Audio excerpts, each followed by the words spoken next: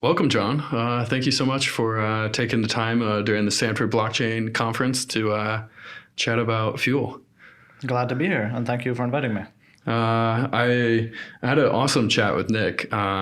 Flew to New York specifically just to learn more about Celestia, what you guys are building there. And we had an awesome conversation kind of breaking down Celestia from first principles. But I think outside of just Celestia itself, one of the coolest things that he kind of mentioned was the virtual machine that you guys are building.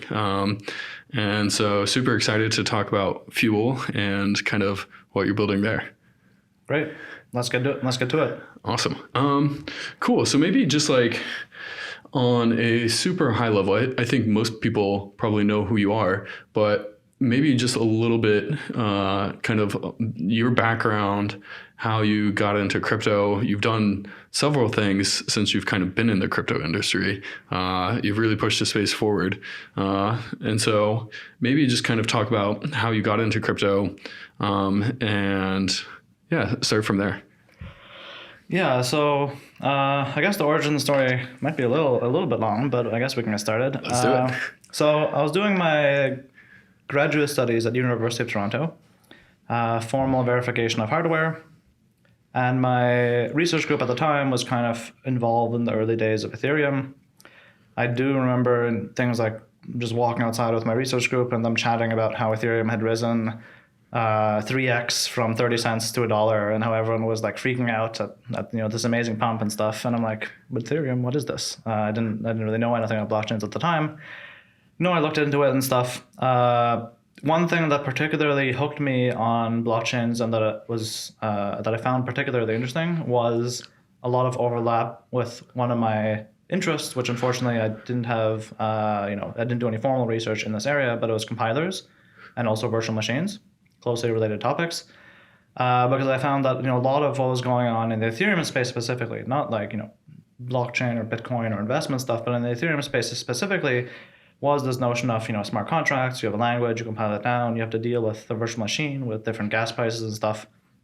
I found that to be super interesting because it was directly aligned with one of my primary interests, which was compilers and virtual machines. Mm-hmm. So about 1 year into my PhD, I left to join Consensus to do general scalability research, layer two stuff basically.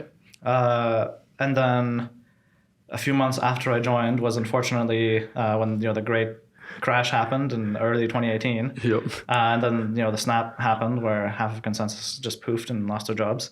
But anyways, I happened to stay on board, kept doing my research, and one particular paper that influenced me a lot in the research direction that I was going in was Mustafa's paper on fraud and data availability proofs, mm-hmm. which was actually published, if I remember correctly, very shortly after I joined Consensus, which was around September 2017. Although don't quote me on these dates because it all blurs together. It all blurs together. Reading that, I'm like, oh wow, this solves so many things. You can have this thing called fraud proofs. You can have this thing called data availability proofs.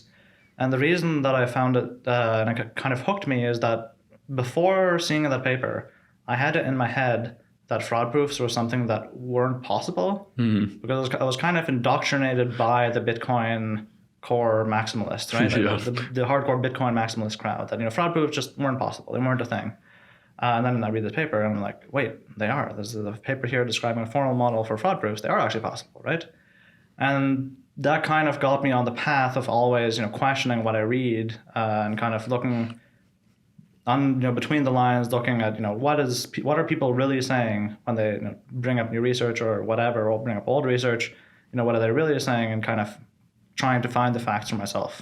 I think that kind of was like a big jolt in my mentality when it came to blockchain. Anyways, shortly thereafter, Mustafa also published a paper called Lazy Ledger. And there's actually a funny story around this paper, which is that back then I was going on ETH research quite a bit. For those of you who aren't aware of it, it's an Ethereum research forum, hence ETH research. Nowadays, it's basically a graveyard. No one uses it anymore. But back in the day, 2017, 2018, people were using it all the time to talk about research, especially plasma stuff. That was the hot topic at the time. And then I saw Mustafa post on ETH research the lazy ledger paper, right? He describes the lazy ledger, posting, here the lazy ledger paper is published, here's the short description of it, right? So I skim through the post, I click on the paper, I skim through it, and then because I was doing research in this direction and I had been thinking in this direction for months prior to this, I'm like, oh my goodness, this solves so many problems. This is exactly it. Like this is it. This is the thing. And then I go look up on his Twitter, and he hasn't tweeted about it, despite the fact that he's active on Twitter, right? So I'm like, oh, okay, well, if he hadn't tweeted about it, I guess someone has to, because this thing is so amazing. It's so revolutionary, right? So I go like a good boy on Twitter, and I start typing up my tweet. And then after I tweet it out, I refresh my feed, and I see my tweet is at the top, and then directly under me is his tweet. In other words, just like he published it seconds before mine. In other words, while I was writing my tweet about the lazy ledger paper, he was also literally writing his tweet at the same time. That's wild. Yeah, it is. Later on, then we got together, and along with our other co-founder Ismail, we co-founded Celestia Labs. Well, I guess back then Lazy Ledger Labs, to develop the Celestia protocol. I also co-founded Fuel Labs with my co-founders Nick and Sam to develop Fuel, kind of tackling the scalability problem from two different angles. Now, kind of the story around Fuel Labs and optimistic rollups is that while I was at Consensus, like I was saying, I was doing research in this direction, like layer 2 scalability, thinking about fraud proofs and stuff. And that's where I kind of created the technique that people now call optimistic rollups. There were some groups that proposed a technique that they called optimistic rollup with those two words together, but that technique wasn't actually optimistic rollups as we know it today. They just strung those two words together. It was a completely different technique. It was like an optimistic exit game for Plasma, but it was still a Plasma. But the first person to publish the very specific technique that we now know as optimistic rollups was myself, with the help of my colleague Mercurio, Bad Crypto Bitch on Twitter, and let's see, the specific ETH research post, for those of you who want to know a little bit of history, was called Minimum Viable Merged Consensus. Merged consensus because it doesn't involve an entirely new consensus process, right? One of the points of rollups is that you can use the base chain as a timestamping mechanism, and therefore you don't actually need a full consensus process.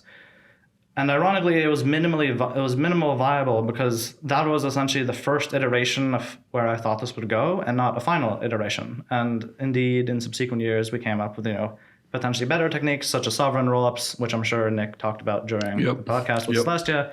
Sovereign rollups are an example, and leveraging Celestia directly are an example of something better than minimally viable. Awesome, that's amazing.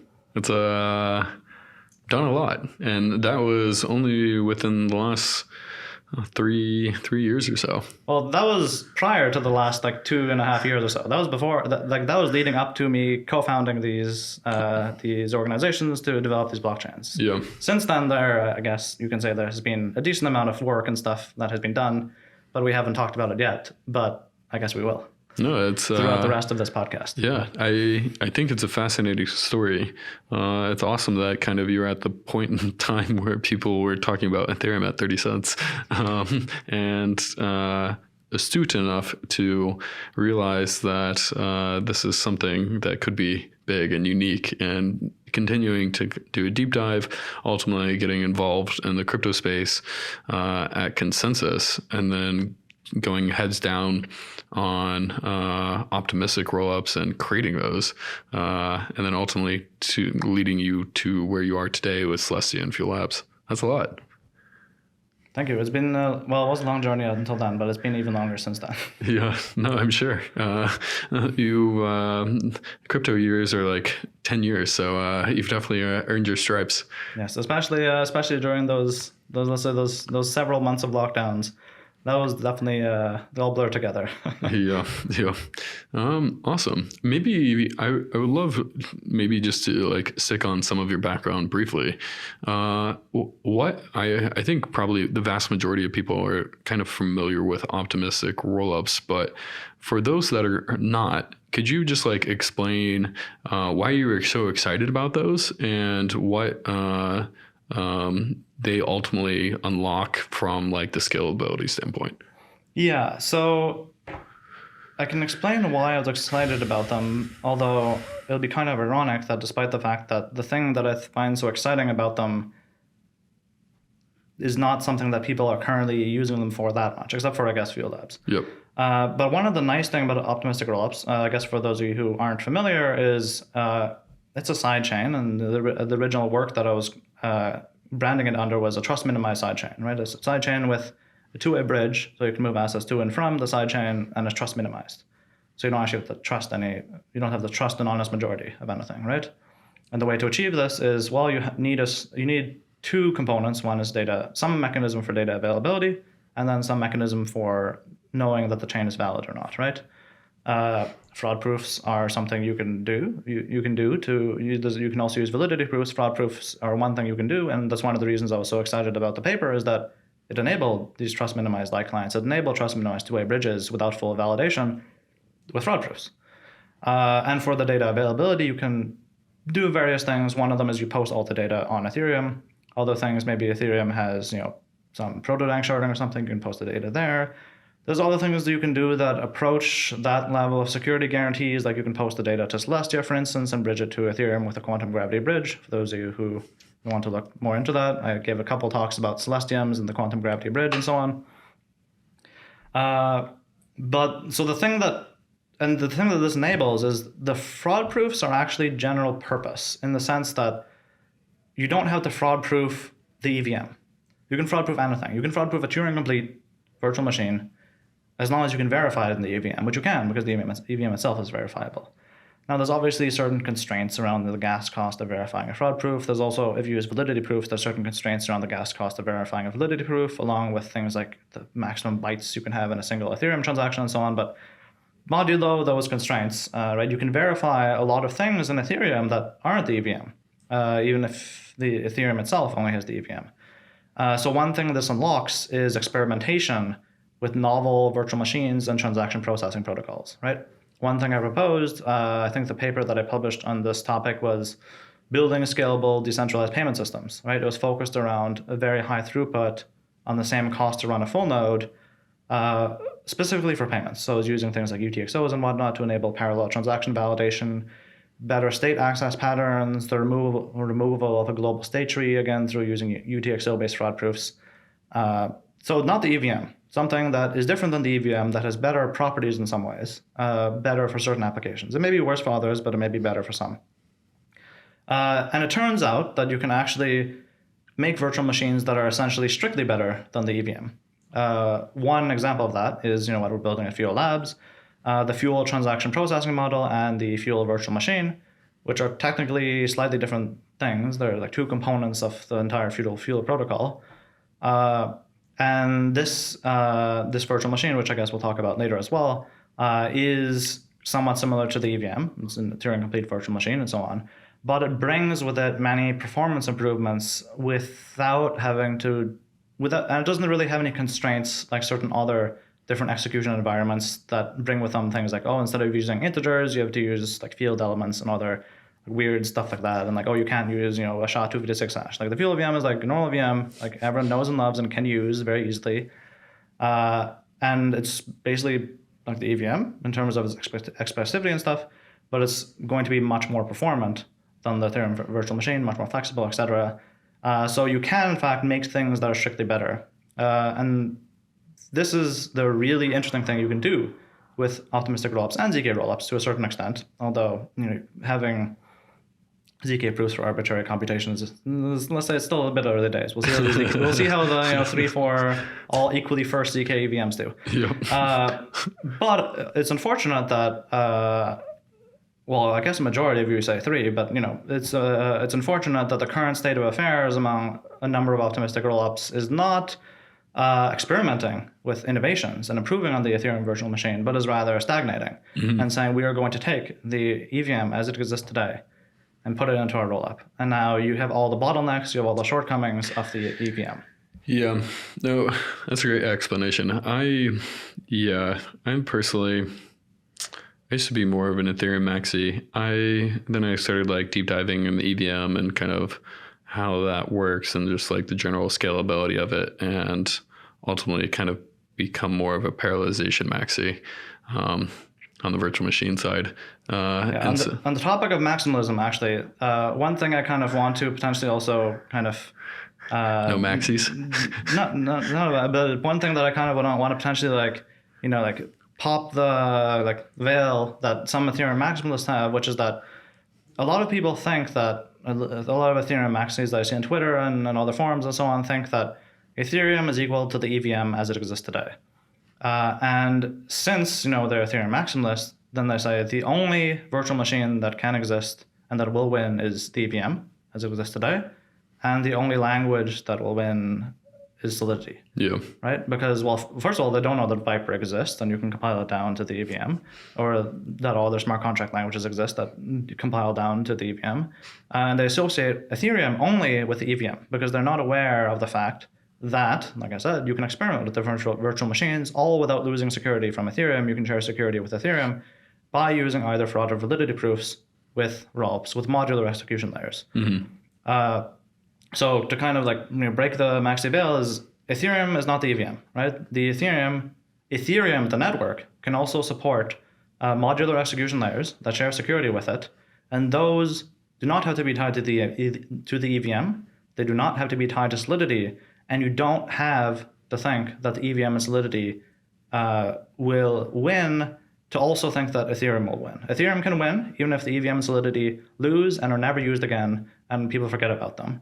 And even if the Ethereum chain cannot upgrade its EVM to improve, it doesn't have to, because Ethereum as a network also supports execution layers on top of it. So that is where you should be looking. So the innovation in the execution layers. So you can do like the layer 2, whether it's the optimistic or ZK flavor in parallel transaction execution or whatever type of flavor of execution or virtual machine environment that you want, and still settle to the Ethereum L1 without having to change either the security or the EVM necessarily. Exactly. Yeah. Now, obviously, it would be good if the Ethereum EVM changed, but let's face it, you just have to look at the history. That EVM is probably mostly ossified right now. Don't expect major changes to it ever. Yeah. No, I think it's kind of super interesting. We're definitely kind of getting into the weeds, or starting to. Maybe to back up a little bit. Holistically, I try to the other maxi that I try to be ish of is like first principles. And so I really would love to kind of understand before we kind of get more deep into Fuel and what you're building and how it is unique from other execution environments is kind of, in your words, state like what are the current bottlenecks of blockchains, and why or how those problems can kind of be overcome from like the first principle standpoint. Yeah, so there's a few bottlenecks that are, some are direct bottlenecks and some are like indirect bottlenecks. One bottleneck is the Ethereum virtual machine. The Ethereum virtual machine if you like fix the computer you're running it on, the Ethereum virtual machine can only process so much gas per second. In other words, so much transactions per second. And that number is not actually very high. And in large part is because the EVM as a virtual machine is just not exactly very performant, right? It's also single-threaded. So you're not really using all the CPU cores that are available on modern computers. Now, this isn't saying, go out and buy, a 256 core CPU with 2 sockets and whatever. No, this is saying like you have, this laptop here is 8 cores or something, right? Yeah. And 7 of those 8 cores are just unused completely. Your disk is going to be hit and stuff like that, but your CPU cores are completely unused, and they could be used. Right, so imagine going from 1 to 8. That's like an 8x increase. That's almost an order of magnitude. Yeah. Even on like a not so great laptop. Right? This is a consumer laptop, and you're already 10xing the throughput with basically no work just if you enable parallelism. Mm-hmm. So the single-threadedness and the not so great by design virtual machine, along with potentially not so great implementations. There's some implementations that are kind of still in progress that are improving things like Aragon. That apparently is quite performant. But regardless, the virtual machine is kind of a big bottleneck. Now you might say, well, are you sure it isn't consensus that's a bottleneck, right? Because if you run an Ethereum virtual machine on, let's say, maybe not this laptop is brand new, but let's say, a few years old laptop, right? Like a mid-range laptop, not the high-end ones. You get a few 100, 500 transactions per second, right? But Ethereum runs 15. So why do you have 15 and not 500? Why isn't Ethereum running 500? Right? Surely it must be the consensus protocol, right? It must be because of Nakamoto consensus, right? The analogy is you're carrying whatever baskets of apples, right? And you can only carry so many apples, right? I heard someone use that flawed analogy. Anyways, the second, this kind of subtle invisible bottleneck. The subtle invisible bottleneck is that we as a community of node runners have imposed on the Ethereum network a much lower gas limit than we can run on that target hardware, because we want to be able to run a full node that catches up to the tip of the chain. We could have, as a community, through social agreement, as there's nothing to do with the consensus protocol, agreed that instead of having a gas limit such that you have 15 transactions per second, you instead have 490, right? But it means that as soon as your node, like if you had some particular target hardware, as soon as your node got kicked offline for, let's say, a minute, now suddenly you can't fully synchronize the chain anymore. You're done. You have to trust now that a majority of miners are honest and have been honest. Otherwise, the chain could be invalid and you wouldn't know, right? And that's just because the throughput of the overall chain is higher than it was in the past. Well, if you make the throughput of the chain close to the physical limit of what your node can run, right? On the bandwidth side. On anything, yeah. Right? On anything, right? Yeah. If you make it close, then that means like if you stop running it for even like a little bit, now suddenly you're behind and you'll always be lagging. You'll never actually be able to catch up, yeah.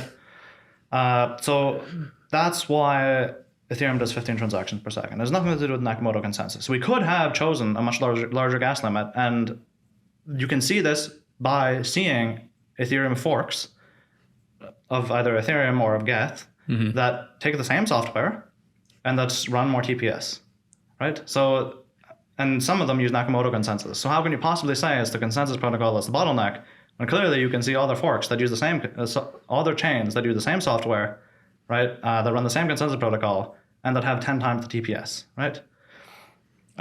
So that's another bottleneck. And this is one of those things where is this a bottleneck or is it a constraint, right? Because this less a bottleneck and more like an actual, like intentionally imposed constraint. Certain blockchains like Solana, for instance, run it very close. They don't have this large multiplicative factor of, let's say, 30 or whatever to catch up. So it's basically as soon as your Solana node drops for a minute, now you have to do a trusted sync. Now, why don't we want to do a trusted sync, right? Why don't we want the trust that a majority of validators or miners are honest? I actually did give a talk about this at the Science and Engineering of Consensus workshop that happened this past Sunday, right before SBC, called Proof of Stake in the Model of Accountability. You can go check it out. It's probably online by now, I would hope, depending on when this airs.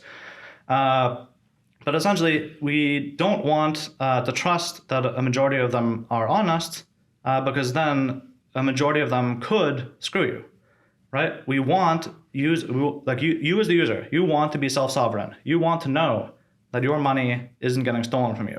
And the way to do that is you have to know the chain is valid. I was about to say you have to run a full node, but you don't, because with fraud and validity proofs, you don't have to run a full node, right? You can trust not a majority of validators. You can trust that there's one node out there that'll create a fraud proof, or you can trust/wait that there's one node out there that'll create a validity proof. But you don't have to trust anymore an honest majority of miners or validators. And that's where fraud proofs and validity proofs are very powerful, because it means that now the game changes. Now it doesn't matter if a majority of miners or validators decide to insert an invalid transaction that steals everyone's money into the blockchain. You can catch it, even if you don't run a full node.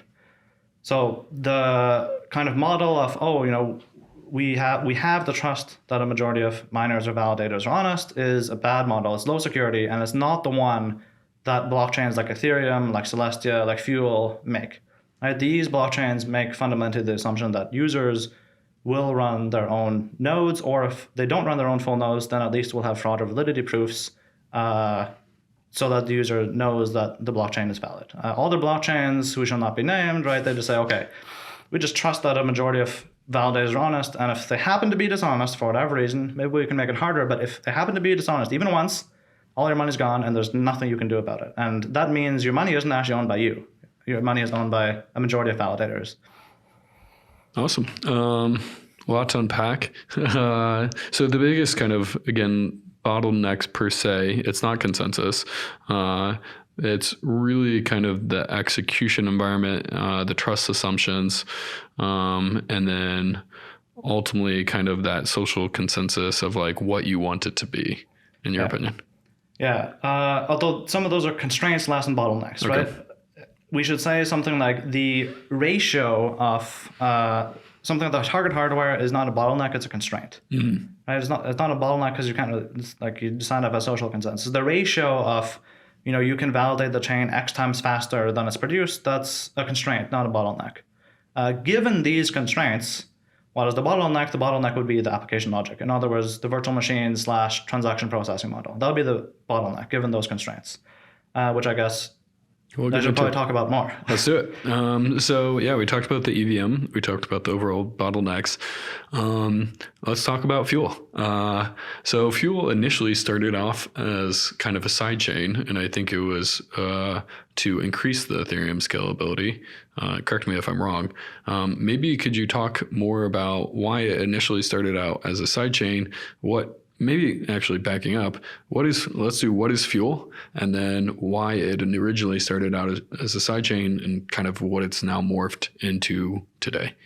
Okay, so I should take a step back and correct that Fuel started out as well as branded as a trust minimized sidechain, right? Or a sidechain with a trust minimized bridge. And another word for that is a rollup, right? Because a rollup is literally a sidechain that has a trust minimized two-way bridge. So Fuel started out, and the reason left Consensus and then co-founded Fuel Labs to build Fuel was to bring this notion of an optimistic rollup to life. And in fact, we did. Fuel V1 was the first optimistic rollup to be deployed to mainnet Ethereum. In fact, to this day, it's the only optimistic rollup, or it's the only rollup period of any form that has some validity mechanism, in other words, fraud or validity proofs, and is permissionless and has no upgrade keys. All other rollups are missing one or more of those components. Rollups are missing one or more of those components, right? Either they don't have fraud proofs and never did, or maybe something like fraud proofs are whitelisted, or maybe they have upgrade keys that can upgrade the contract immediately without any delay. There'll be a mass exit issue, but at least there'll be something. Right? A lot of them have immediate upgrade keys and so on. A lot of them are closed source, so users can't even run the software to verify or prove anything. Fuel V1 is the only one that is an actual rollup. So it's actually the only rollup that exists on Ethereum today. Now, where are we taking Fuel, right? We're kind of taking Fuel in the direction of what we call a modular execution layer, which is rather than having the target goal of an Ethereum smart contract being able to know whether or not some claim on some state on the rollup is valid or invalid, and that's it. We're building an execution layer that is designed for the modular stack and that allows users to run trust minimized like clients off-chain. So as an example, if you don't have this constraint of users being able to run like clients off-chain, you could just not do certain things in the smart contract. Things like figuring out a Merkle root of transactions so that you can tell users, hey, is your transaction in the block or is it not in the block, right? An example of this is various ZK, I don't want to say ZK rollups, but let's say ZK systems, right? Various ZK systems that will post not transaction data, but state diffs on chain, which you may have heard as a particularly interesting quote unquote compression, or it's not really compression because it's lossy if you want to call it compression, and you definitely don't want lossy compression. But whenever anyone says compression with rollups, that triggers me because rollups are not compression. But anyways, that aside. How would you classify rollups if you don't think they're compression? I would say they're moving execution off chain. Okay. That's it. Anyways, so these validity systems that have state diffs instead of actual transactions. You might say, how do I know, like I'm sending a transaction, Alice is sending a transaction to Bob. How does Alice actually know her transaction was included on chain so that she can prove to Bob that she paid him? And a very trivial example of this is, let's say Alice pays Bob and Charlie pays Bob. Both of them pay Bob, right? Now Bob sees his balance increase by, let's say, 2 units, and Alice and Charlie both have their balances decrease by 1 unit, and that's all we post on chain, that's state diff. Like how can Alice prove to Bob that she paid him? The answer is she can't, right? So you don't actually have full knowledge of what's happening inside the system, right? You know the state diff, sure, but you don't actually know everything that's happening. And that's where this modular execution layer comes in, right? It's about users being able to run a trust minimized lie client as it exists for, like, I guess no layer one today, but it's about users being able to run a trust minimized lie client off chain. They just run the node software, and they can get proofs and whatnot, and they have full introspection into the transactions and state effects and so on off the modular execution layer. Because we have that additional constraint, that additional need of you need to actually be able to have a commitment to everything in the blockchain, not just the minimal amount to prove to an Ethereum, to a smart contract on Ethereum that some state root is valid.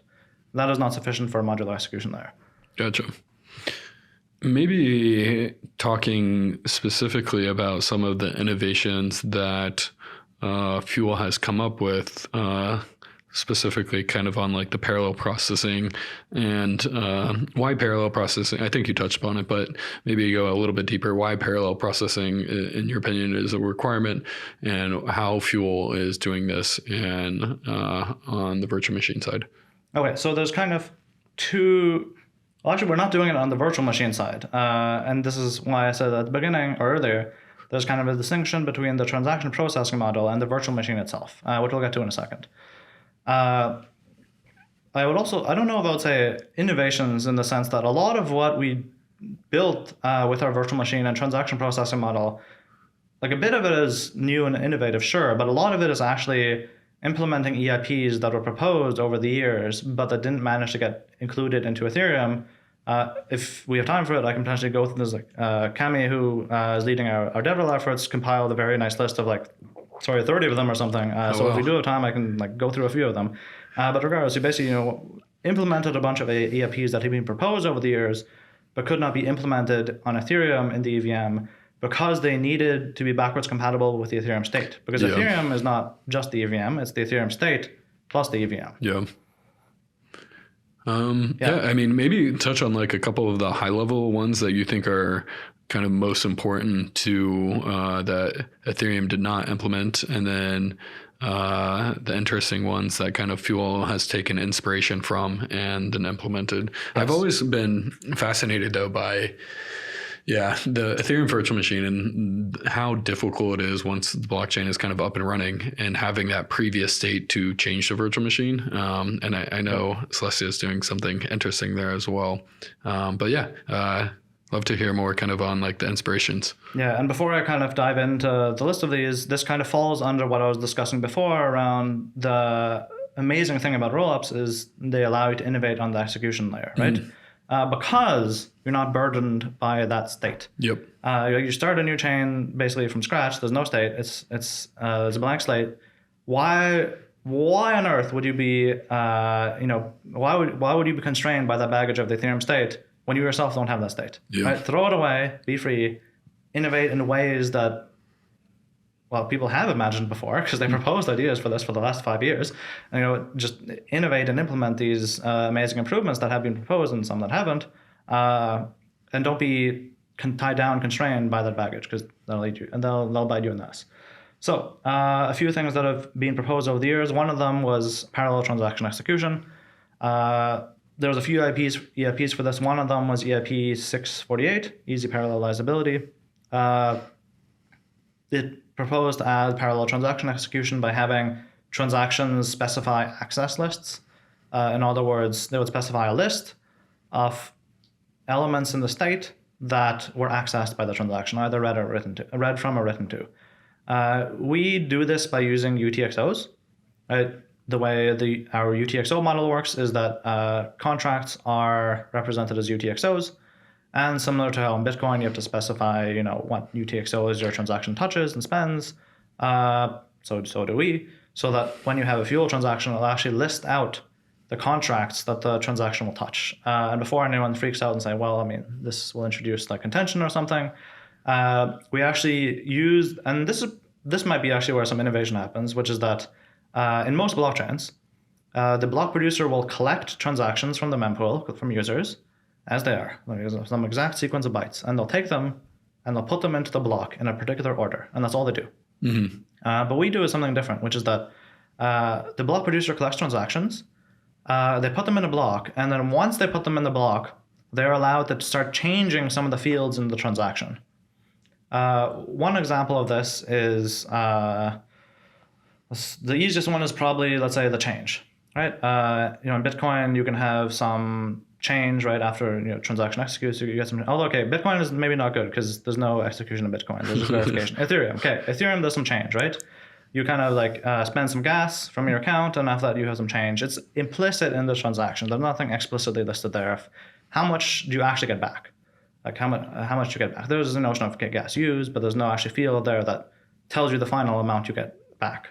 You could do it, right? But in an Ethereum transaction, you wouldn't be able to do it because that field is not known by the user because they don't know how much gas they spent. If you don't know how much gas you spent during execution, because it could be the transaction reverts, it could be there's one branch is taken instead of another.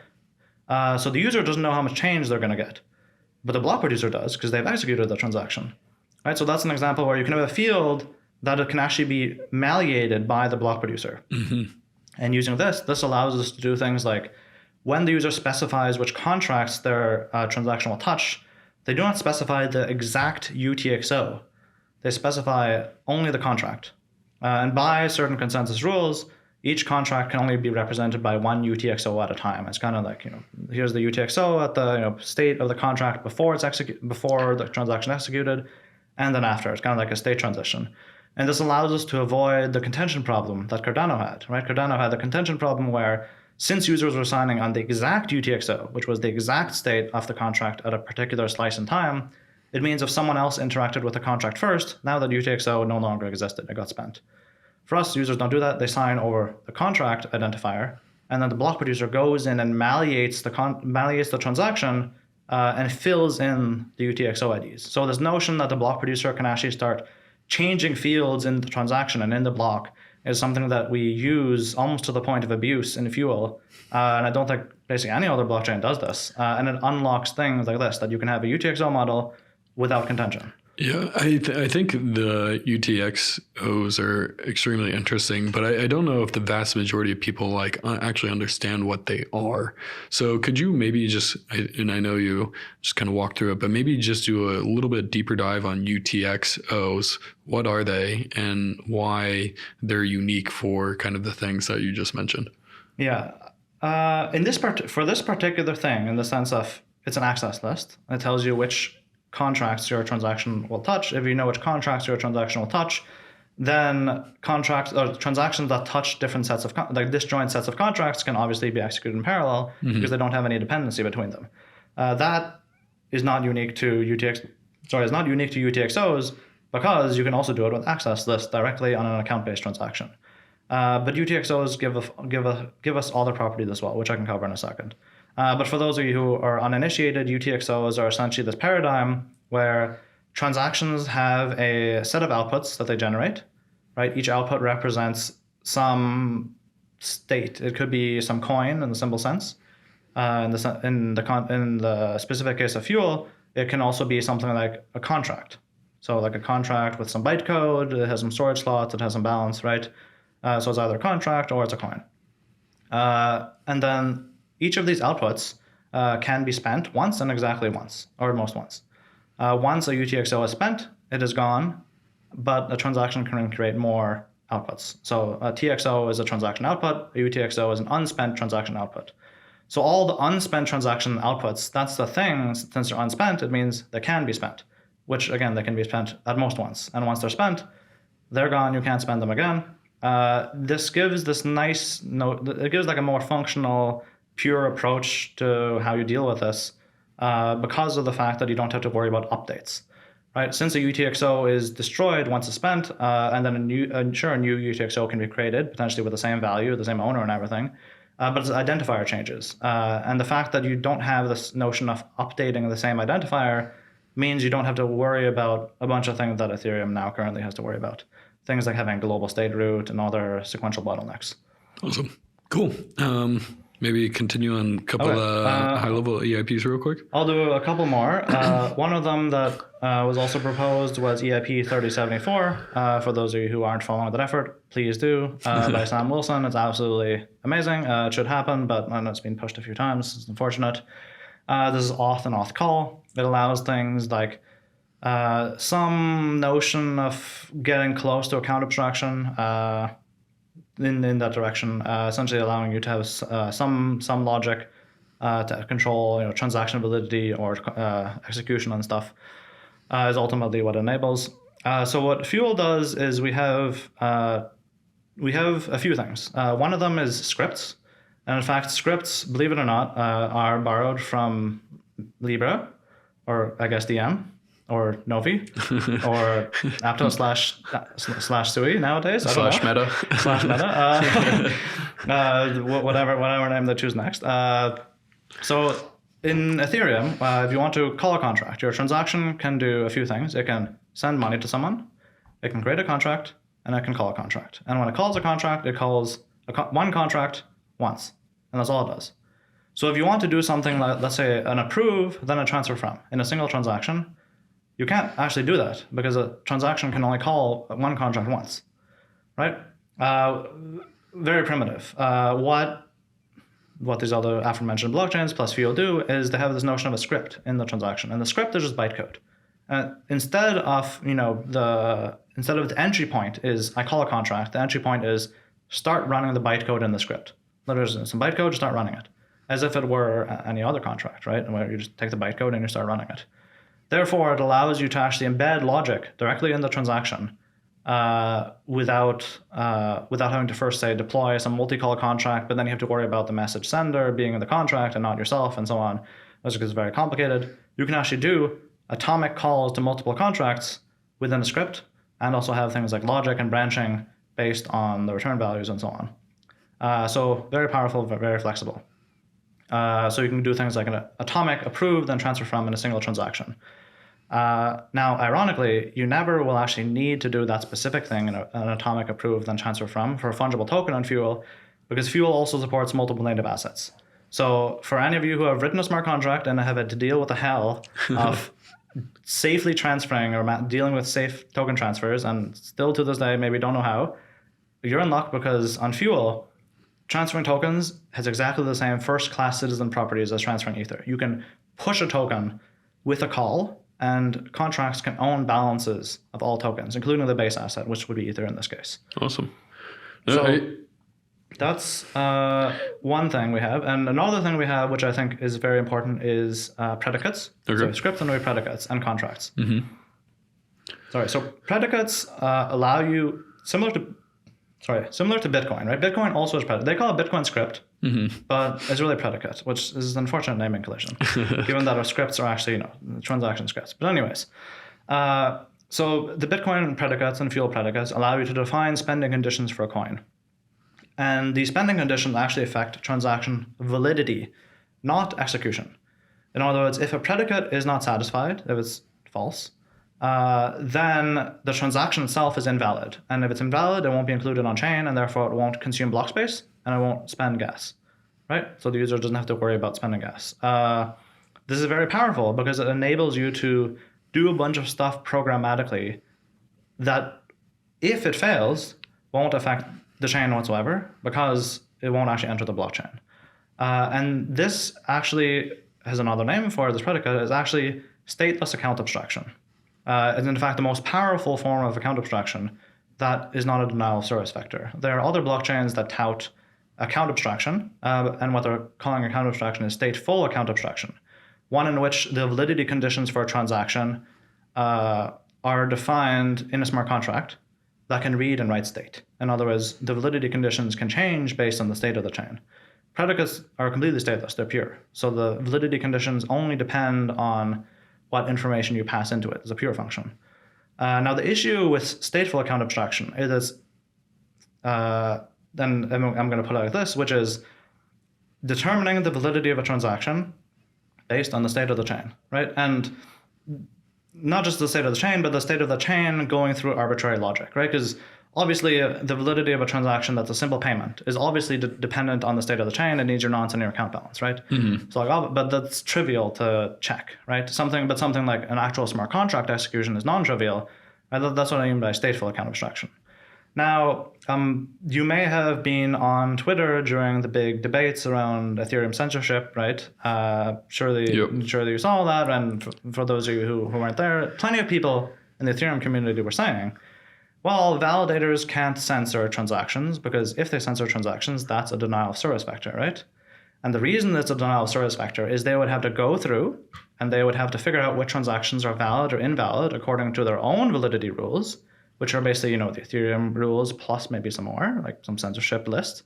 And that doing this check would be stateful because it would have to go through arbitrary logic. It would have to go through smart contract execution, some state.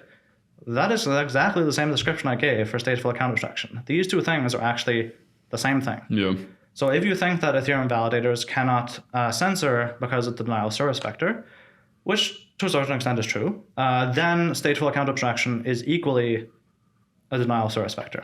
So any chain that touts to have account abstraction is basically saying, it's either a denial of service vector and they're hiding it, or it means they're saying the Ethereum validators can, in fact, and will censor the chain. So, pick your poison. But Fuel provides state-less account abstraction, which is the strongest amount of account abstraction you can get without it becoming a denial of service vector or some censorship issue or anything like that. Gotcha. Through predicates. Very cool. I think ultimately, obviously you guys have done a lot and are obviously extremely in the weeds on kind of the technical nuances of the different EIPs, but which ones ultimately kind of add value to the execution environment and users.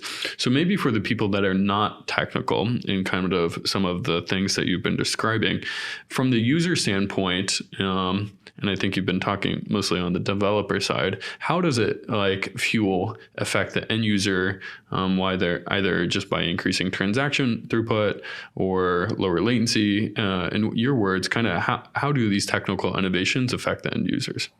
Yeah, so there's kind of two end users that we may want to talk about. A lot of the protocol changes I've talked about here enable more flexibility for developers, but that's not the whole story.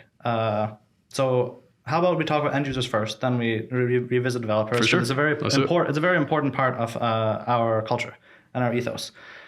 So for end users, one thing that when we talk about Fuel and its properties, right, one thing that we strive to never do, which other projects do all the time, is never advertise Fuel as being able to provide cheap fees or low fees.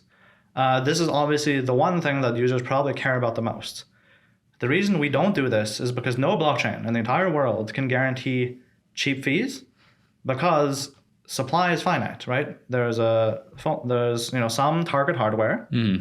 The implementation, yes, you can optimize it, but only a certain amount, right? There's only so much you can optimize software. Then beyond that, then you're stuck with whatever architecture you chose with your virtual machine. And even if the Fuel virtual machine is 1,000 times more performant than the Ethereum virtual machine, that's still some finite number, right? Well, demand can essentially be infinite for block space. And when demand exceeds supply, you get a fee market. Fees can rise to whatever they want, right? So that's why we never ever say that Fuel will provide cheap fees. It may start by providing cheap fees when the demand is less than the supply. I mean, yeah, sure, so will any blockchain though. Yeah. But it cannot guarantee cheap fees forever. And this is something that basically every other project gets wrong. What we can provide is the highest flexible throughput and the greatest security. So flexible throughput as in Turing complete smart contracts, Ethereum style Turing complete smart contracts. So it's not just simple payments. We maximize that for a particular target full node. And we also have the greatest security in the form of, it's a modular execution layer, right? It can share security with its base layer. It has fraud or validity proofs. We're currently building towards fraud proofs, but we're not against the validity proofs. If they prove mature enough and ready, then sure. I mean, why not? It's a validity mechanism, so we'll use whatever's best. Yep. So that's essentially what end users will have. They'll have high security and they'll have high throughput. At least in the beginning, sure, they'll have cheap fees, but that can't last for any blockchain. Makes sense. Because it is doing the parallel processing, how do fee markets work? Is it global? Is it, I know some blockchains are now moving to like fees per state. What are you guys kind of exploring on that front? Yeah, so I did some collaboration with Guillermo and Tarun and the other guys, some of the Bain Capital. They published a paper a month ago or something, it was fairly recently, on fee markets with different resources. Their context was, I guess, more general in the sense that, okay, just any number of orthogonal resources. But in our context, those orthogonal resources would be things like, multiple parallel execution threads. So, I helped them, well, I shouldn't say helped them, right? Okay, I contributed to reviewing the paper a little bit. But that's kind of this general direction that we've been thinking, that rather than having a single-threaded execution model where everything's piled together, you effectively have some multi-threaded execution model, a multi-threaded fee model where hotspots ultimately of transactions that all touch the same state or some hotspot of state will essentially have to pay more through the protocol. Gotcha.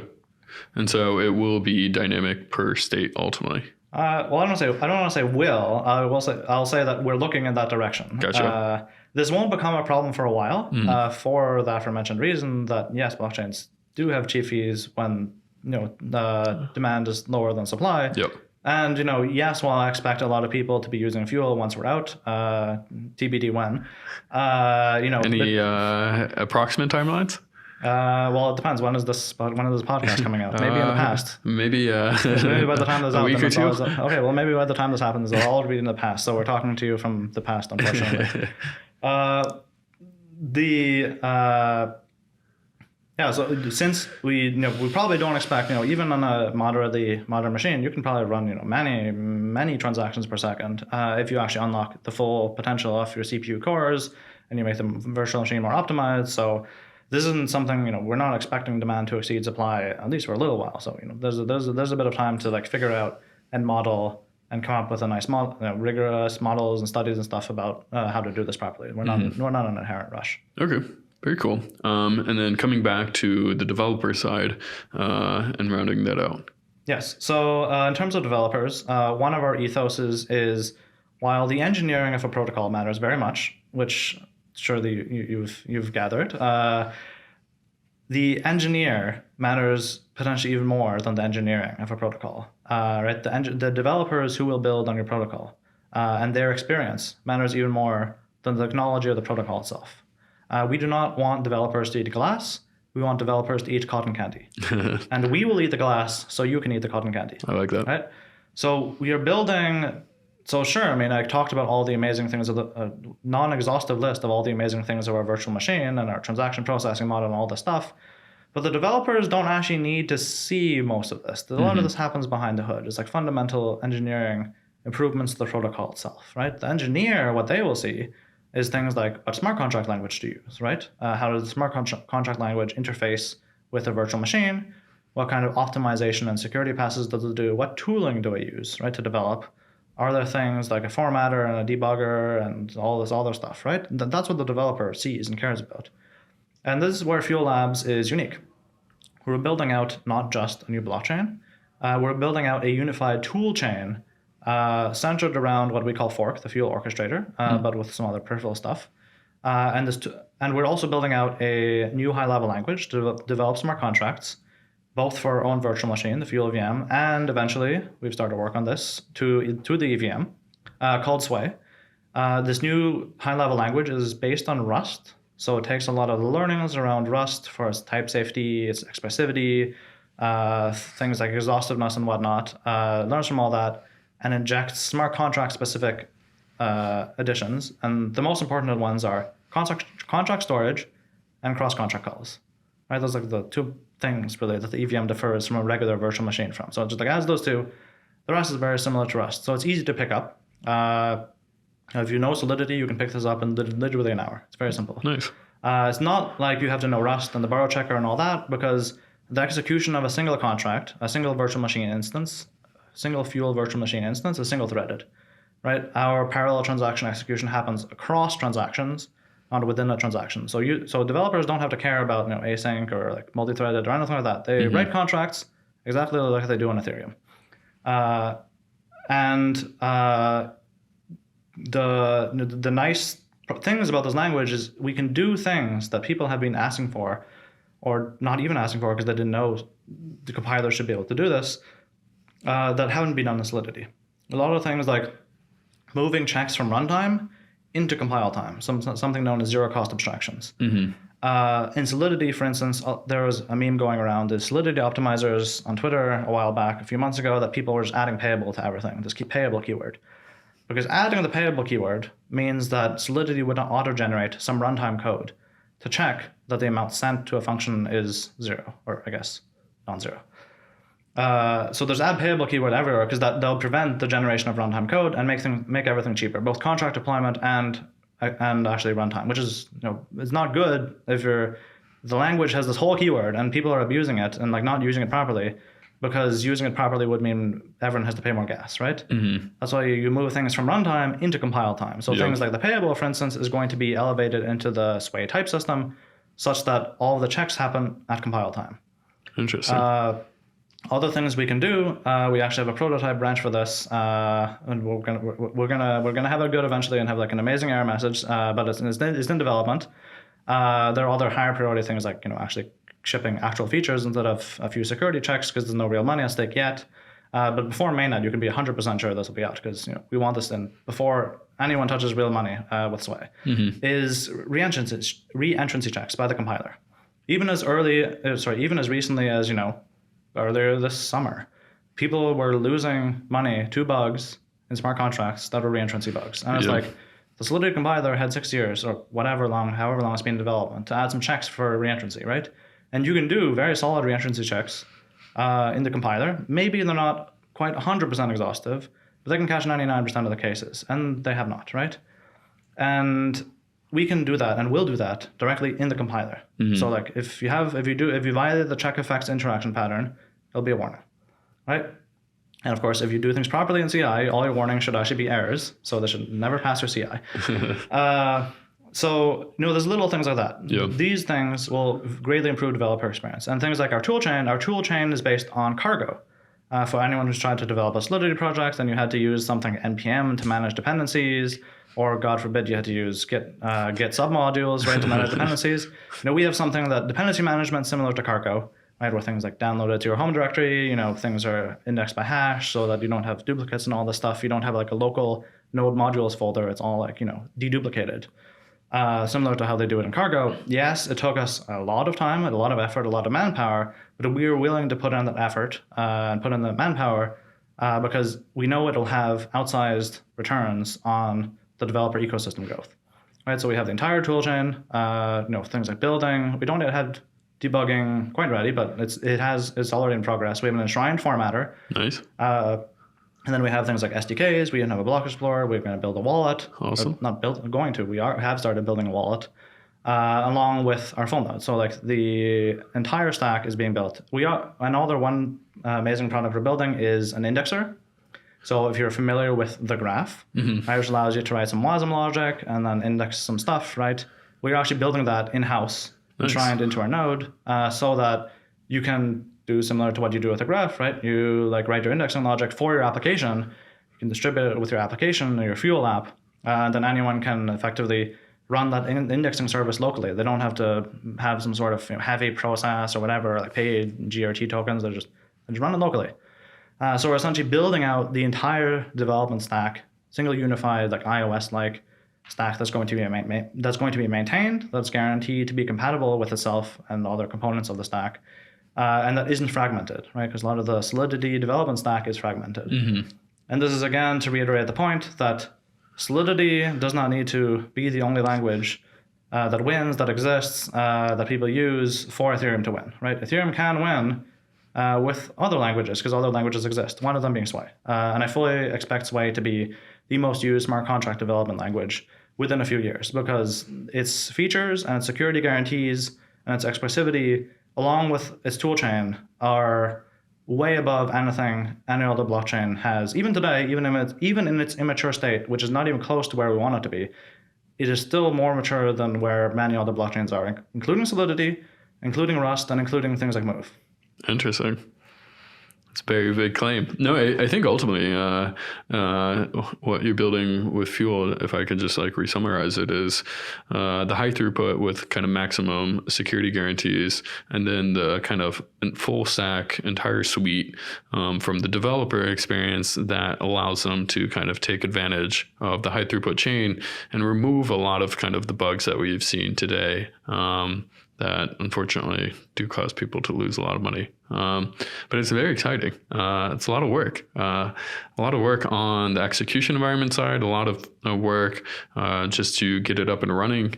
Yeah, it's a big, tall order. It's a lot of work, but fortunately, I have an amazing team. We have about 60 engineers and counting, about 70 people in total, contributors that are working on this. Probably the smartest people that I want to say I ever met in my life, but I guess I met some pretty smart people in my life. So let's say the smartest people that I've ever directly worked with, other than, of course, the Celestia team. I love you guys, too. And if you guys want to join us to contribute to the Fuel protocol, we are, of course, hiring. And if anyone wants to, for instance, build Sway applications, we are actually providing grants for developing, applications built in Sway or in Fuel. Awesome. That's amazing. And what are your kind of overall, I know it's a high throughput chain, but do you have any like estimate or like beginning guesses of what the overall TPS or throughput will be with Fuel? Yeah, so that's also something we've tried to avoid. Okay. I'm going to pull up my numbers now to kind of give some comparison. That's something we've tried to avoid in a certain way, similar, to a certain extent, for similar reasons to why we tried to avoid things like talking about, it has low fees, right? In this case, not because it would be completely a lie to say that, but rather because it could be misrepresentation. And it's very hard to give a representative number. Mm-hmm. For instance, there's a blockchain that claims, up to 160,000 transactions per second as advertised, right? But if you go look at the actual paper on this, right, what it's really doing is, it's doing simple payment transfers, mm-hmm. right? And what machine is it doing simple payment transfers on? And this is something I want to dig into your heads. Whenever you see a number like this number is irrelevant, right? It's irrelevant in isolation. It can only become relevant when you know two things, at least. One is what kind of transactions are they? Yeah. And two, what is the target machine? Yeah. Without those two numbers, the actual number of TPS is irrelevant. I do agree.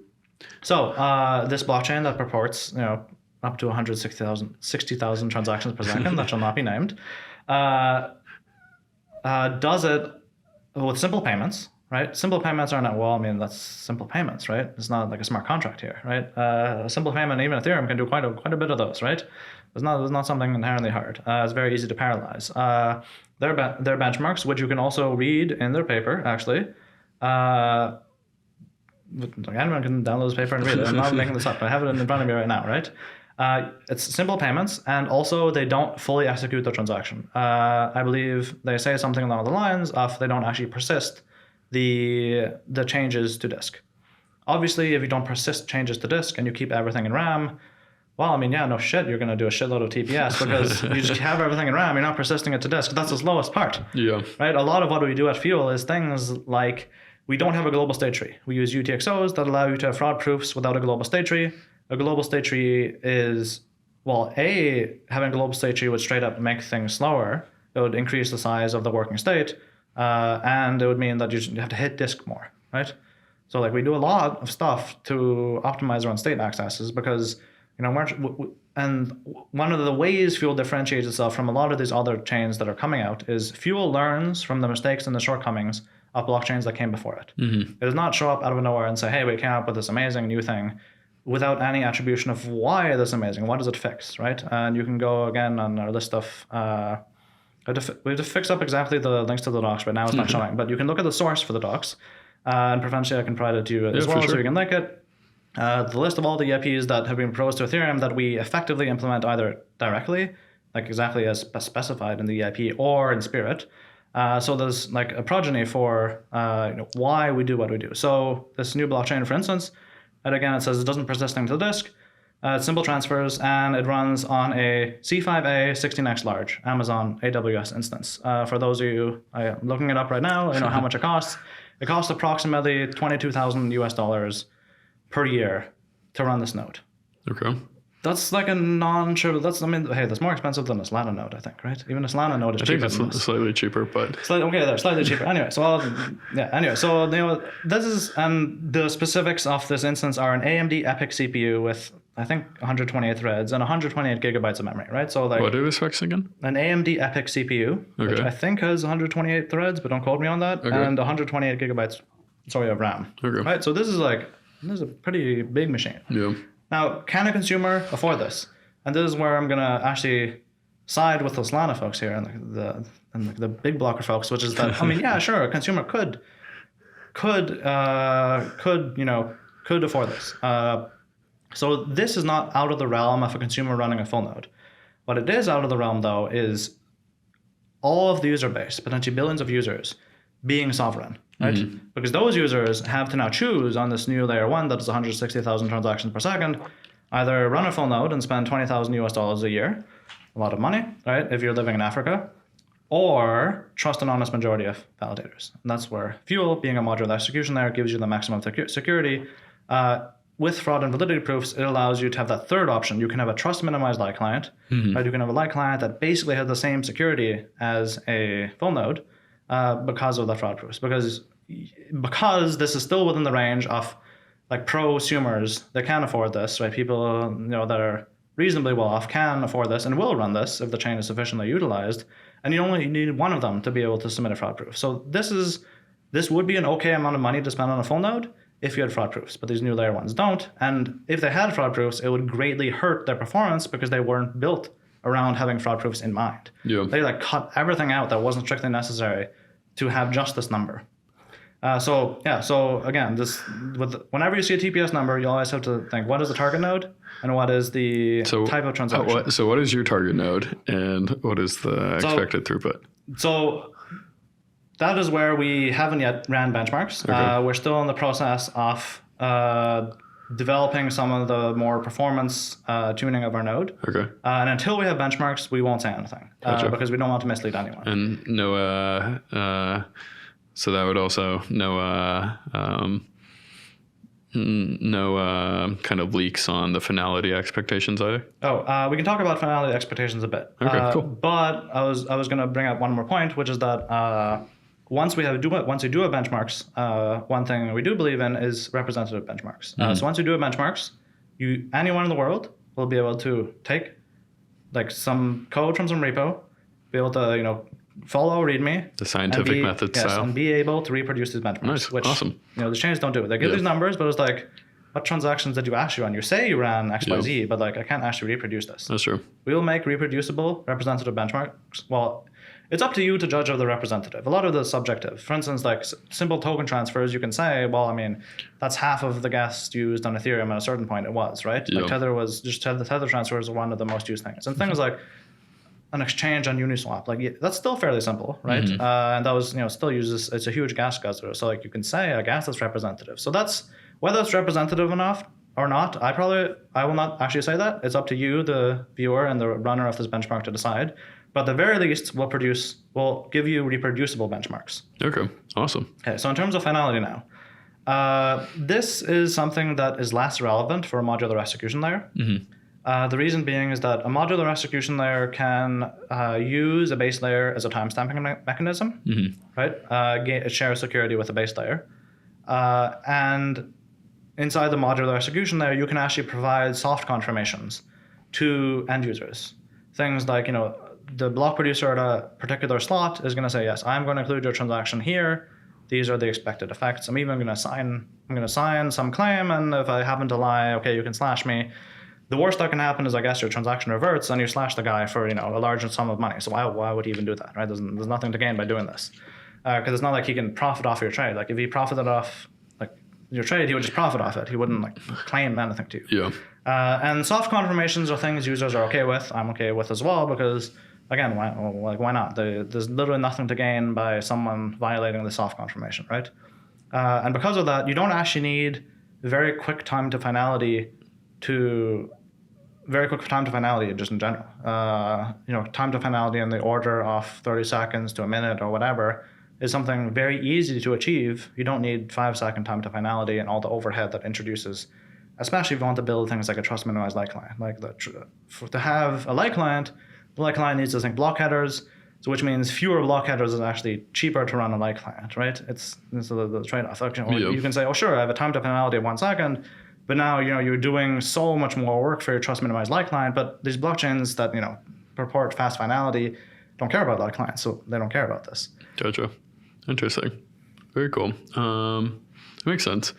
And I'm guessing like MEV kind of works like as any other kind of blockchain in the fuel. It's a smart contract blockchain, Turing complete smart contracts. The fact that the UTXOs are there are, from the perspective of like using it, for both users and developers, it's like Ethereum. The UTXOs don't exist. There's access lists. Now, if you want to use UTXOs, if you want to use predicates and define some really complex spending conditions, you have the flexibility, but like the average end user isn't going to use that. They're just going to call contracts. That makes sense. In that context, exactly the same Ethereum, the same MEV things as Ethereum. Nice. Awesome.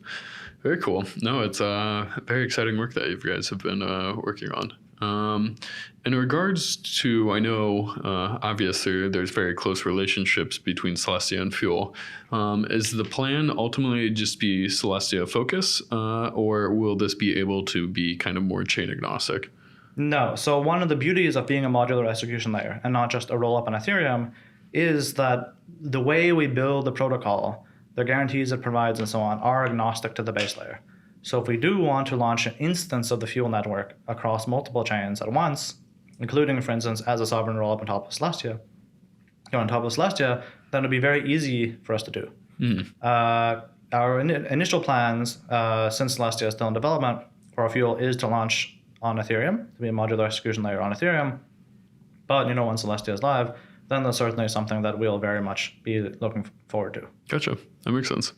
Very cool. Yeah, awesome stuff. And I know we kind of touched upon the unnamables briefly. I think ultimately the industry is always kind of comically narrative driven. And I think that right now the narrative is kind of the new Meta or Facebook chains, Sui and Aptos. What would you kind of say, and both of those also doing parallel execution in the virtual machine or execution environment, what would you kind of say are like the biggest differences? I don't know if you've looked into them too much, but maybe on like a high level, kind of comparing and contrasting. Between Move-based blockchains and Fuel? Sure, we can do Move. I'm guessing like maybe like, are there any like big highlights that you would call out from like the execution environment standpoint? And then maybe also, I mean, obviously you guys are building Sway, and then comparing that to maybe like Move, the programming language. Yeah, so in terms of execution, I guess, so the fundamental underlying VM for these Move-based blockchains, such as Sui and Aptos and the other 5 or whatever, is the Move virtual machine or some variant thereof, instantiation, I forget the exact word. And the issue with the Move VM is that it wasn't necessarily designed to have maximum performance, and it wasn't designed with learnings from other virtual machines that came before it. It was designed to have, certain formal guarantees around certain very specific ways of modeling asset transfers, right? Hence, moving assets. Yeah. And the issue is, doing all these checks, doing all this stuff means that you're sacrificing performance. And it wasn't designed to squeeze out every last bit of performance, right? The Fuel VM was basically, say the EVM, right? It's a virtual machine whose model is, okay, we understand it. Let's implement all these improvements and let's optimize the hell out of this design. Things like using registers instead of stack, other stuff like that, changing some instructions to be, so that you don't have to, call 100 instructions, but you just call one and so on. It's a very kind of counterintuitive model, actually, how we designed the instruction set of the the Fuel virtual machine, because for the longest time, people were thinking, well, let's reduce the instruction set. Let's make it simpler, right? Yeah. And a lot of early talks about the Ethereum virtual machine were saying, oh, it's so simple, right? Reduce instruction set. And that's actually the wrong thing you want. That's actually the exact opposite of what you want to do in a blockchain. And the reason being is that for every instruction you execute in a blockchain, you have to pay gas. You have to do gas accounting. You have to subtract the gas, then compare it, right, to see if you have enough. If not, then you have to break out and so on. And this gas accounting adds overhead for every instruction executed. In other words, if you could execute something in like 100 simple instructions versus one more complex to implement instruction, your virtual machine should actually have the one more complex instruction, which is the exact opposite that people have been building virtual machines and potentially ARM-based CPUs for the last X number of decades, right? People have been trying to make instruction sets simpler, but with blockchain VM, because of that very high overhead of gas accounting, you actually have to make the instruction set more complex, more expressive, to reduce the number of instructions you execute, because that overhead is just so high. Greg Colvin, he's like, people call him some wizard or something. He deals a lot with very low-level implementations of the Ethereum virtual machine. He calls the EVM a gas accounting machine that does computation on the side, because the gas accounting is the overhead is so damn high. Yeah. Right. So things that the MoveVM weren't designed to squeeze out that performance. They were designed to have certain security guarantees under a very specific and obtuse model of doing asset transfers. Mm-hmm. And this bleeds up into the Move language. So similarly, the Move language wasn't designed to be easy to use. It was designed to move assets around in a very specific way. And there's a lot of things that you can't do with the Move language and the Move virtual machine. Things like, okay, there's a formal prover. There's a formal prover of certain properties of your program. But to know all the properties of your program, you need to know all the other programs that your program can call into. Right? If not, well, then it's just like an FFI, just a big black box. That thing can do anything, right? This means you have certain restrictions. For instance, you can't call contracts that were deployed after yours, because then you wouldn't actually know the program code when your contract is deployed, and the prover wouldn't be able to move. The Move prover wouldn't be able to work. Right? So I mean, think about like a smart contract wallet, for instance, right? I would like my smart contract wallet to be able to interact with contracts that were deployed after my smart contract wallet. Yeah. You can't do it with Move, right? Move, you also can't do things like reentrancy. Now you might say, why would I ever want to do reentrancy, right? There's potentially a few reasons why you might want to do it, but you can't do this in Move. Just fundamentally, the language does not allow you to do it. In Sui, you can do it. It'll warn you. But if you want to allow reentrancy, or if you want to have reentrancy for whatever reason, it allows you to do it, because the language doesn't restrict you in these ways, and the virtual machine doesn't restrict you in these ways. There's also the fact that the Move... Now I guess we talk about the language less, the virtual machine. The Move language is still very immature. You can't really do much with it. Things like they don't have generics. You can be generic over assets, in the sense that, okay, I can build a smart contract that accepts multiple coins. That's generic over assets. But like the actual types, they have no generic types. So you can't do things like, make a vehicle that's like, has different colors or something, right? They don't have that. They don't have exhaustive pattern matching, which is actually non-trivial to implement. You can check out our amazing compiler engineer, Emily, who has various talks about the Sui language that you can find online. She implemented our exhaustive pattern matching algorithm, which is the same as Rust's. Because again, Sui is based on Rust. No surprise there. Yep. They don't have that. Also, we have a very extensive standard library. It's growing by the day, and we want to make it even more extensive. One of the things we can do, due to the memory model of the Fuel VM, which is rather than the linear memory of the EVM, we have like a stack and heap-based fixed amount of memory. This means you can have heap types, things like vectors, in-memory hash maps, in-memory sets, things like this that you can't have in Solidity really, unless you want to like go really hacky and into the inline assembly and stuff. We can write these very easily in Sui actually, and we have a implementation of a standard library vector in Sui. It's entirely written in software in Sui, and it compiles down to bytecode and stuff, but it's entirely in software. For Move, it actually requires support from the Move virtual machine, which I don't know if you say hardware, but I guess virtual hardware requires support from the Move virtual machine for vectors. And that's basically the only collection they have in their standard library. The one thing. Yeah. They don't even have things like signature recovery in their standard library, right? It's like, well, what can I do without signature recovery? Right? They don't, and without generics, they can't have results. For anyone who's used Rust, have you used Rust? I have not. Have you not? Okay. Have you used Go by any chance? I've kind of taken a step back from all the software stuff. I try to focus now mostly on just like kind of the more like the product experience. Oh yeah, well, those are good. We're talking about product experience here, right, for developers. So Rust has this notion of, well, A, some types, and B, generics that allow you, combined together, allow you to have this thing called a result in the Rust standard library, and we also have a result. And the trick about a result is it kind of wraps a result. So it'll either say, okay, you have, like an okay value or an error value. Yeah. And you have to, if you want to actually get into that value, you have to unwrap it. And by unwrapping it, you kind of have to explicitly handle either case. This avoids things like returning some magic value in case something failed. Mm-hmm. The kind of common thing that this will show up in the Ethereum land is in Solidity, if you try to recover a signature, but like to verify a signature, but it's invalid, it won't like crash, it won't revert, it won't like return like some results, because results don't exist in Solidity. It'll return 0. Mm-hmm. Right? So if you don't check for this magic value, like you don't read the documentation and manually check for this magic value, right? Which the compiler won't warn you about, first of all, which is the compiler should probably warn you about that, you should check that value against 0. But it doesn't. So if you don't check against 0, you could do things like someone could spoof the address 0.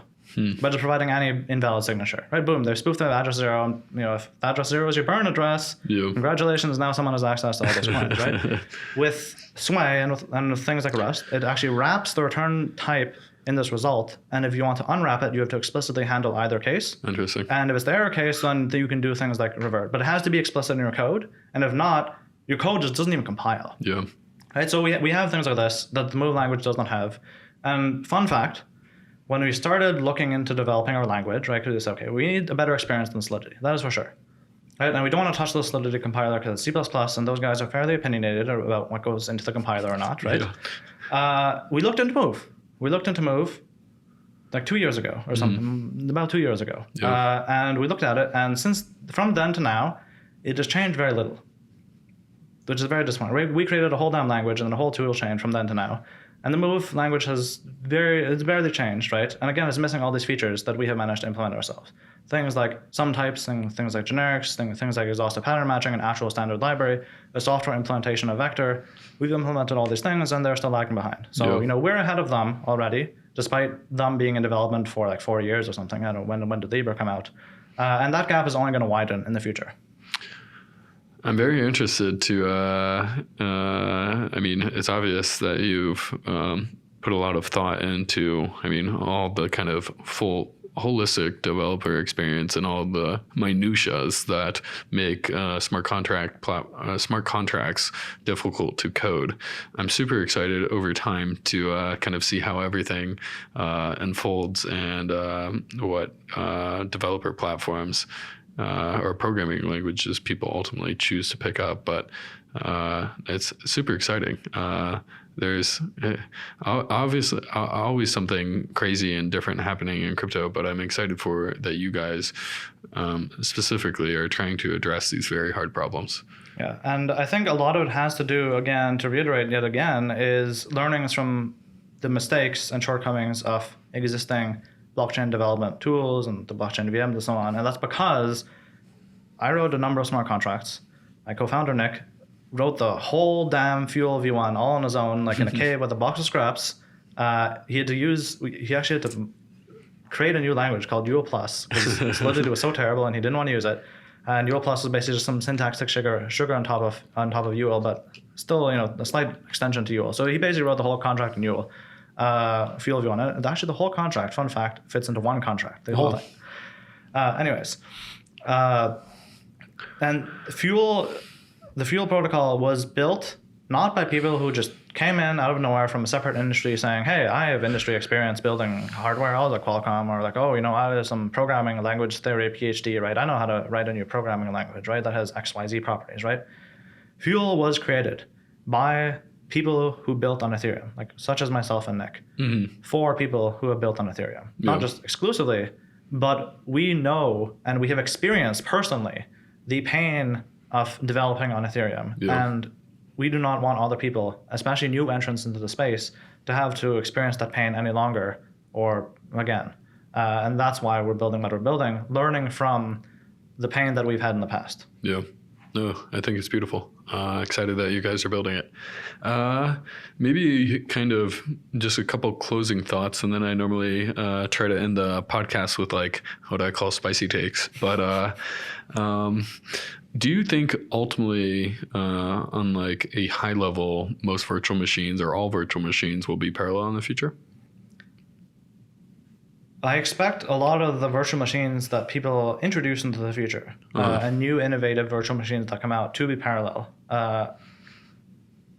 The general purpose ones. I also expect a number of application-specific chains that don't necessarily need parallel virtual machines or even general purpose virtual machines in general because they're application-specific. But in terms of general purpose virtual machines, I very much do expect all the new ones that come out to be parallel for the simple reason that you just have CPU cores sitting there doing nothing. And modern CPUs, year over year, aren't getting that much faster in single-threaded performance. Exactly. But they are getting way more cores. Like my phone has, maybe not this phone. This phone's 5 years old, so maybe not this one. But like modern phones that easily have 8 cores or whatever, 16 threads, something along the line. Even phones, computers have way more. The notion of 16 cores being out of reach is like not out of reach anymore. Right? These things are even not even prosumers, even regular consumers can easily get 16 cores. So it is absolutely the case that I think anything new that comes out, if it doesn't have parallel transaction execution, you just throw it in the bin because it means clearly they haven't been following what's been happening. Yeah, no, I fully agree. Maybe some thoughts on I think we've touched upon it a lot, but just maybe in 1 minute, high level on maybe sharding or kind of Ethereum's roadmap, and then 1-2 minutes on kind of Celestia as well. Well, with respect to Ethereum's roadmap, it changes so much, so it's hard to tell. But for those of you who aren't familiar with Ethereum's roadmap, right? Actually, I was involved in a decent amount of ETH2 research back in the day at Consensus before I left to start the things. So I have been around the block, so I've kind of seen it back in the early days. There was definitely a lot of back and forth around various ideas, which is good. It's good to explore and stuff. But that being said, the notion of sharding, as people thought about it 3-4 years ago, whatever, doesn't exist anymore in the Ethereum roadmap. Sharding is not a thing. They have completely removed the notion of execution sharding. It's no longer even on the extended roadmap. Yeah. On the near-term roadmap, in other words, in the next 5 years or so, they're looking at this thing called dank sharding, but dank sharding is not sharding. It's a proper noun. It's not actually sharding. It's like a single blob with data availability sampling. In other words, it's fundamentally the same paradigm as Celestia.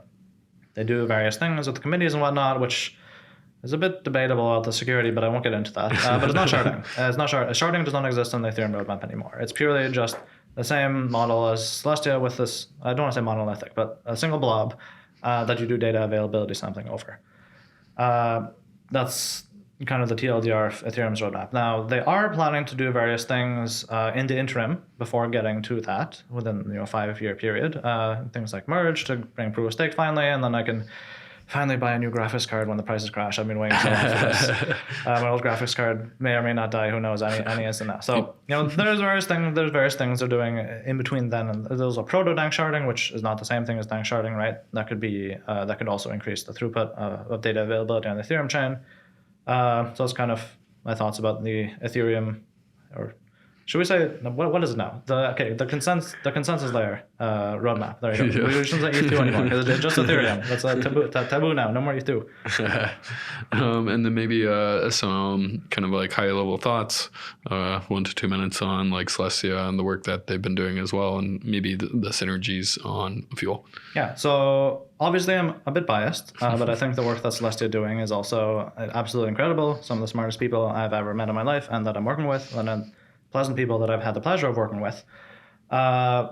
It's taking the approach of minimizing everything and going straight to this notion of data availability sampling that gives you a very, very high throughput of just bytes per second. Mm-hmm. Now, the problem is bytes per second are not transactions per second.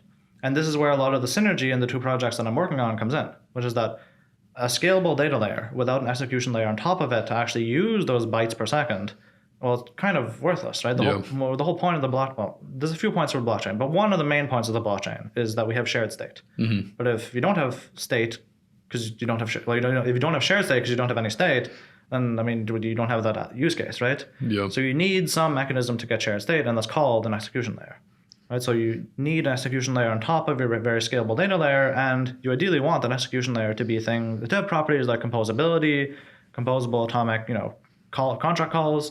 And you want it to be scalable, right? And so to solve the scalability problem and to really get end users that very high throughput and that very high security, you need both a scalable data layer and you need a scalable execution layer. And that's where the two projects that I'm working on synergize, because they're essentially tackling the scalability problem from its two sides. Mm-hmm. Nice. No, I'm hopefully in the future or past, whenever this podcast comes out, we'll I'm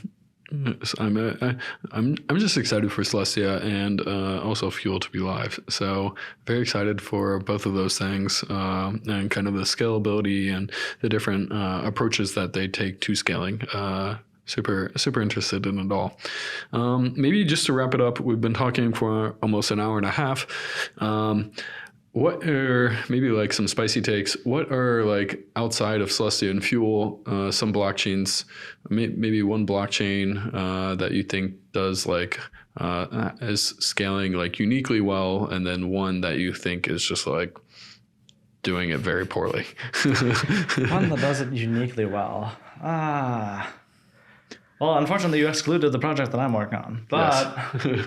That's why it's spicy. Yeah, that's why it's spicy. One that is uniquely well.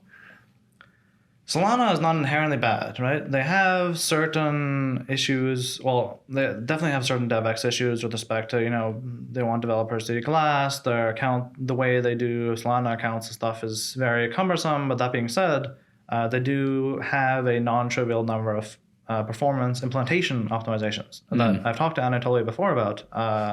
Those, I think the no execution podcast, episode 0, the special episode. You guys can go find it on the Celestia website. It's whatever, Celestia podcast.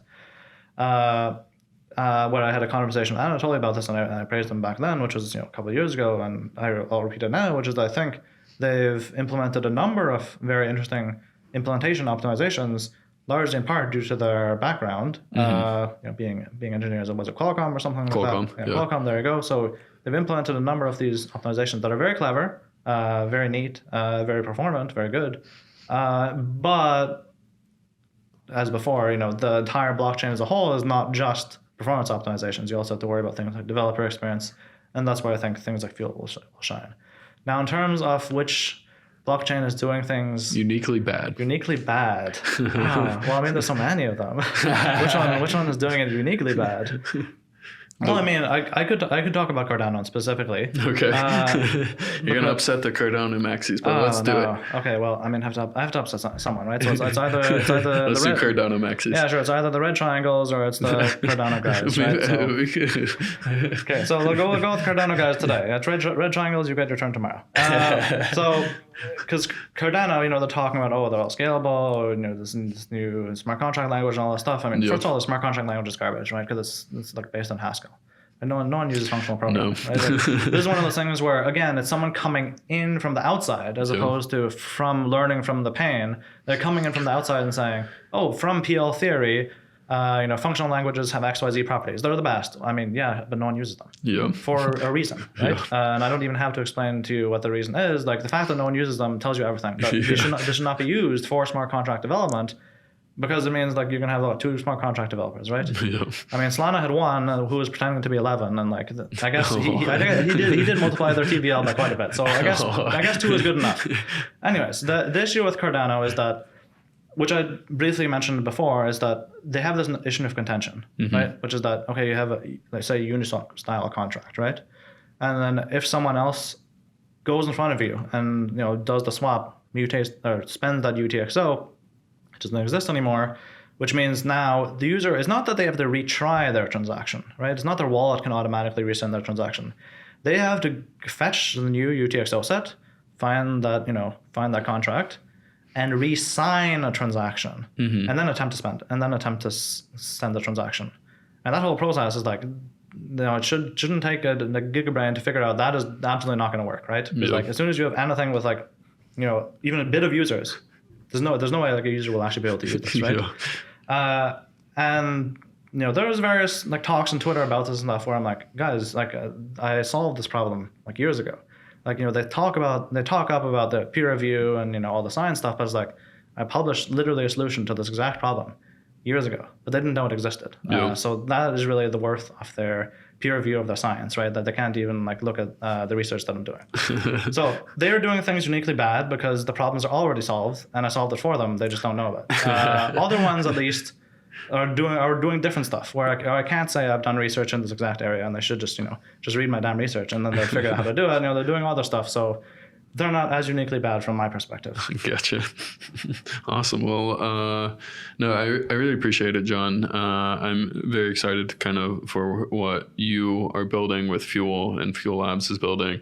Excited for the work that the Celestia team is continuing to build, and more holistically, just very excited for more users to come into this ecosystem.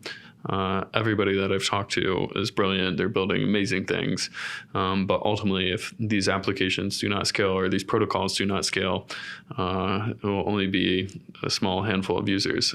So I'm very excited that your team is specifically focused on the scaling problems and trying to bring more engineers and more users into the ecosystem. It's much needed. So thank you again. Thank you for having me. Awesome. Thanks, John.